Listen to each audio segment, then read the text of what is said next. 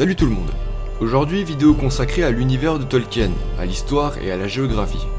On va parler du Rohan, et plus précisément des deux principaux refuges de ce peuple, Fort-le-Corps et Dunarrow. Tout d'abord, il faut bien faire la différence entre Fort-le-Corps, qui s'appelle Ferté au corps dans la nouvelle traduction, et le gouffre de Helm. Le gouffre de Helm est une immense gorge située dans les montagnes blanches, dans l'Ouest-Fold du Rohan. Son nom lui vient de Helm, point de marteau, né en 2691 du Troisième Âge, qui fut le 9e roi du Rohan, de l'an 2741 jusqu'à sa mort en 2759, encore là du Troisième Âge.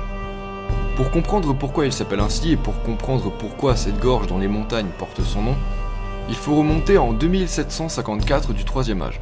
Freka, un seigneur de sang mêlé à celui des Dunlandings, était riche et puissant. Il aspirait la crainte du peuple et la méfiance du roi Helm. Un jour, lors d'un conseil, il demanda pour son fils Wulf la main de la fille de Helm. Ce dernier refusa et se fit alors copieusement insulter. Une bagarre éclata et le roi, d'un seul coup de poing, tua le seigneur Freka, dont la famille fut immédiatement considérée comme ennemie du royaume et forcée de partir se cacher dans le pays des Dûn. Mais 4 ans plus tard, assoiffé de vengeance, Wulf, le fils de Freka, envahit le Rohan avec une armée de Dunlandings. Après la défaite des Rohirrim au gué de Lisan en 2758, il se retira avec son armée dans la forteresse de Fort-le-Corps, qui fut rapidement assiégée.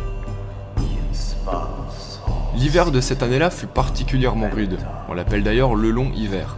Beaucoup d'hommes trouvèrent la mort durant cette période, en plus des combats opposant les Rohirrim et les Dunlandings, mais aussi ceux opposant les corsaires d'Ombar au Gondor, eux aussi en guerre à ce moment-là. Mais le roi Helm ne craignait pas le froid glacial de cet hiver-là, malgré sa rigueur.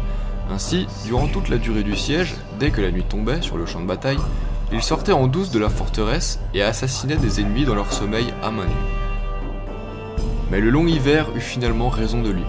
Un matin, le corps de Helm fut trouvé debout, gelé, dur comme la pierre, et pas un ennemi n'osa s'approcher de cette statue de glace.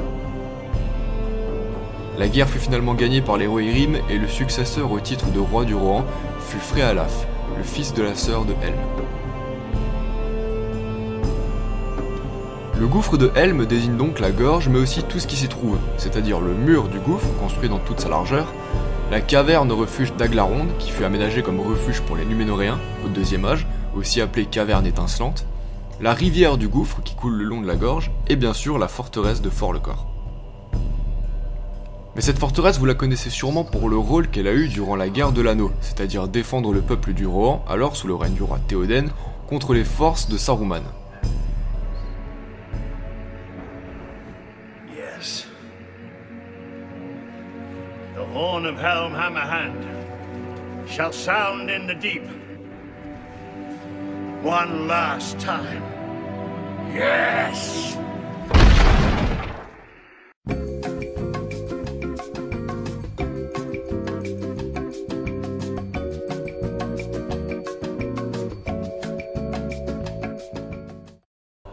Et maintenant, petite anecdote, Gimli était, comme vous le savez sûrement, présent à cette bataille, aux côtés de Legolas et Aragorn.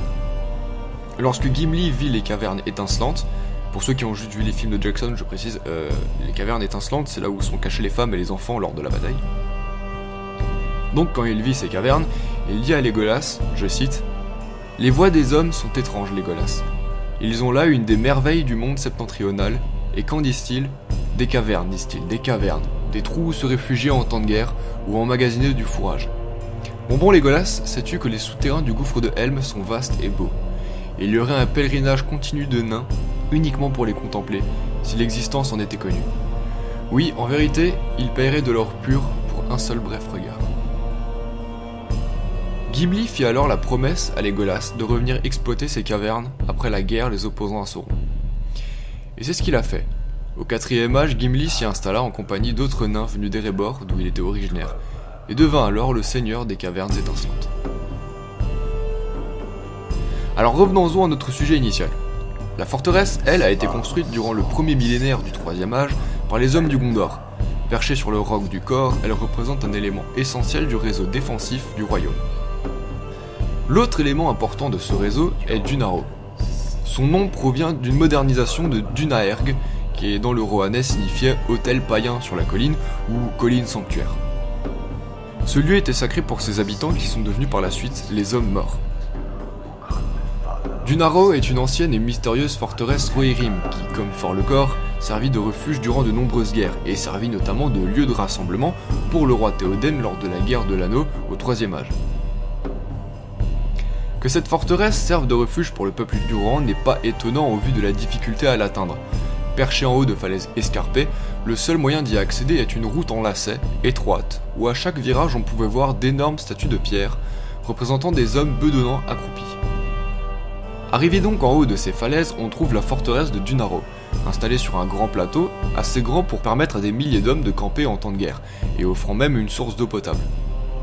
Sur ce même plateau, on pouvait voir un long et étroit couloir constitué de pierres noires, qui mène tout droit à Dwym Morberg, la montagne hantée. Au bout de ce couloir, une gorge secrète, hantée par les esprits des morts, empêchant les vivants de passer à travers les montagnes blanches. Ces esprits sont ceux des Dunlandings qui avaient juré allégeance au roi du Gondor, Isildur. Mais corrompus par Sauron, ils trahirent leur allié et se retournèrent contre lui.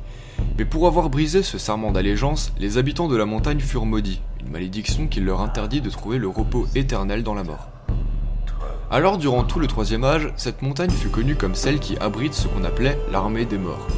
En tout cas jusqu'à la venue d'Aragorn qui leva la malédiction après que cette même armée ait accepté de l'aider à vaincre les forces de Sauron. Et c'est tout pour cette vidéo dédiée au gouffre de Helm, à Fort-le-Corps et à Dunharrow. J'espère qu'elle vous aura plu, si c'est le cas n'hésitez pas à la partager et à vous abonner si ce n'est pas déjà fait. En ce qui me concerne, je vous dis à bientôt pour une prochaine vidéo.